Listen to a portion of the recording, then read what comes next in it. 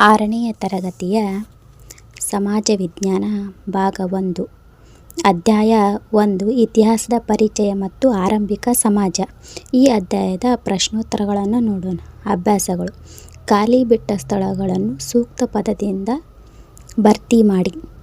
1ನೇ ಪ್ರಶ್ನೆ: ಅಕ್ಷರಗಳ ಪರಿಚಯವಿಲ್ಲದ ಕಾಲಘಟ್ಟವನ್ನು ಡ್ಯಾಶ್ ಕಾಲ ಎನ್ನುತ್ತಾರೆ. ಇದಕ್ಕೆ ಉತ್ತರ: ಪ್ರಾಗೈತಿಹಾಸಿಕ ಎನ್ನುತ್ತಾರೆ. 2ನೇ ಪ್ರಶ್ನೆ: ಸೂಕ್ಷ್ಮ ಶಿಲಾಯುಗವನ್ನು ಡ್ಯಾಶ್ ಶಿಲಾಯುಗವೆಂದು ಕರೆಯಲಾಗುತ್ತೆ. ಇದಕ್ಕೆ ಉತ್ತರ: ಮಧ್ಯ ಶಿಲಾಯುಗವೆಂದು ಕರೆಯಲಾಗುತ್ತದೆ.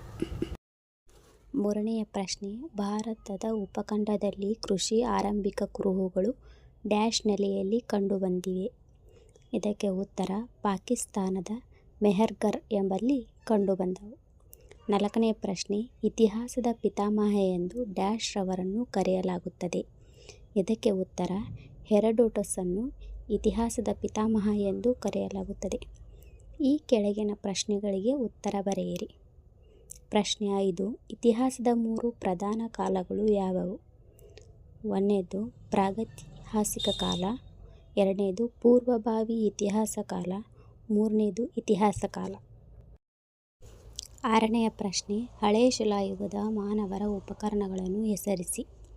ಇದಕ್ಕೆ ಉತ್ತರ: ಹೆರೆಚಕ್ಕೆ, ಚಾಕು, ಮೂಲೆ, ಕಲ್ಲುಳ್ಳಿ. 7ನೇ ಪ್ರಶ್ನೆ: ಯಾವ ಯುಗದಲ್ಲಿ ಮಾನವರು ಕೃಷಿ ಮಾಡಲು ಆರಂಭಿಸಿದರು? ಇದಕ್ಕೆ ಉತ್ತರ: ನವಶಿಲಾಯುಗ. 8ನೇ ಪ್ರಶ್ನೆ: ಮಾನವರು ಬಳಸಿದ ಮೊದಲ ಲೋಹ ಯಾವುದು? ಮಾನವರು ಬಳಸಿದ ಮೊದಲ ಲೋಹ ತಾಮ್ರ. 9ನೇ ಪ್ರಶ್ನೆ: ಇತಿಹಾಸದ ಪ್ರಮುಖ ಆಧಾರಗಳು ಯಾವುವು? ಇದಕ್ಕೆ ಉತ್ತರ: ಸಾಹಿತ್ಯ ಆಧಾರಗಳು ಮತ್ತು ಪುರಾತತ್ವ ಆಧಾರಗಳು. 10ನೇ ಪ್ರಶ್ನೆ: ಪುರಾತತ್ವ ಆಧಾರಗಳಿಗೆ ಉದಾಹರಣೆ ಕೊಡಿ.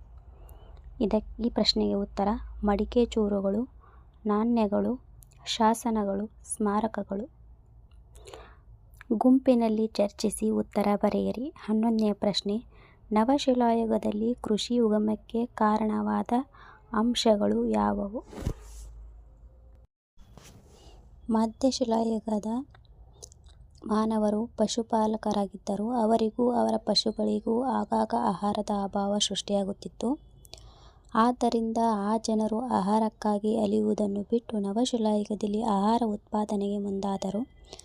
ನದಿ ತೀರಗಳಲ್ಲಿ ಫಲವತ್ತಾದ ಮೆಕ್ಕಲು ಮಣ್ಣಿನಲ್ಲಿ ಕೃಷಿಯನ್ನು ಆರಂಭಿಸಿದರು. ಕೃಷಿಯು ನವಶಿಲಾಯುಗದ ಜನರಿಗೆ ಧಾನ್ಯವನ್ನು ಮತ್ತು ಅವರ ಪಶುಗಳಿಗೆ ಮೇವನ್ನು ಪೂರೈಸಿತು. ಆದ್ದರಿಂದ ಅಲೆಮಾರಿ ಬದುಕನ್ನು ತೊರೆದು ಸೂಕ್ತ ಪ್ರದೇಶದಲ್ಲಿ ನೆಲೆಯಾರಂಭಿಸಿದರು. ಹೀಗೆ ಕೃಷಿಯು ಸಂಸ್ಕೃತಿ ಮತ್ತು ನಾಗರಿಕತೆಗಳ ಉದಯಕ್ಕೆ ಮೊದಲ ಹೆಜ್ಜೆಯಾಯಿತು. ಭಾರತದ ಉಪಖಂಡದಲ್ಲಿ ಕೃಷಿ ಆರಂಭಿಕ ಕುರುಹುಗಳು ಪಾಕಿಸ್ತಾನದ ಮೆಹರ್ಗರ್ ನೆಲೆಯಲ್ಲಿ ಕಂಡುಬಂದಿದೆ. 12ನೇ ಪ್ರಶ್ನೆ: ಕಬ್ಬಿಣದ ಪರಿಚಯದಿಂದ ಕಬ್ಬಿನ ಯುಗದಲ್ಲಿ ಉಂಟಾದ ಬದಲಾವಣೆಗಳೇನು? ಉತ್ತರ: ಕಬ್ಬಿಣ ಅತ್ಯಂತ ಗಡುಸಾದ ಲೋಹ. ಇದು ದಕ್ಷಿಣ ಭಾರತದಲ್ಲಿ ತಾಮ್ರಕ್ಕೂ ಮೊದಲು ಬಳಕೆಯಲ್ಲಿತ್ತು. ಕಬ್ಬಿಣವು 3500 ವರ್ಷಗಳ ಹಿಂದೆಯೇ ದಕ್ಷಿಣ ಭಾರತದಲ್ಲಿ ಬಳಕೆಗೆ ಬಂದಿತ್ತು. ಈ ಕಾಲವನ್ನು ಬೃಹತ್ ಶಿಲಾ ಸಂಸ್ಕೃತಿಯ ಕಾಲವೆಂದೂ ಕರೆಯುತ್ತಾರೆ. ಕಬ್ಬಿಣದ ಆಯುಧ ಮತ್ತು ಸಲಕರಣೆಗಳು ಕೃಷಿ ಹಾಗೂ ಕರಕುಶಲ ಉತ್ಪಾದನೆಯಲ್ಲಿ ನೆರವಾದವು. ಉತ್ತರ ಭಾರತದಲ್ಲಿ ಕಬ್ಬಿಣದ ಬಳಕೆ ತೀವ್ರಗೊಂಡಂತೆ ಕೃಷಿ ಚಟುವಟಿಕೆಗಳು ಗರಿಗೆದರಿತು. ಇದರಿಂದ ಹೆಚ್ಚುವರಿ ಉತ್ಪಾದನೆ ಉಂಟಾಯಿತು. ಹೆಚ್ಚುವರಿ ಉತ್ಪಾದನೆಯನ್ನು ನಿಯಂತ್ರಿಸುವ ವರ್ಗ ಪ್ರಭುತ್ವವಾಗಿ 2600 ವರ್ಷಗಳ ಹಿಂದೆಯೇ ಉದಯವಾದವು. ಅವುಗಳೇ ಗಣರಾಜ್ಯಗಳು. ನಂತರ ನಂದ, ಮೌರ್ಯ ಸಾಮ್ರಾಜ್ಯಗಳು ಪ್ರವರ್ಧಮಾನಕ್ಕೆ ಬಂದವು.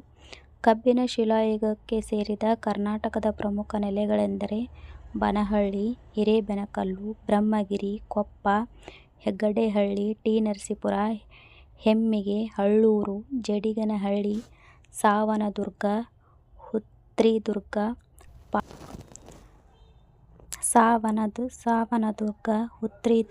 ಪಾಂಡವರದಿನ್ನೆ ಮೊದಲಾದವುಗಳು. Thank you for watching.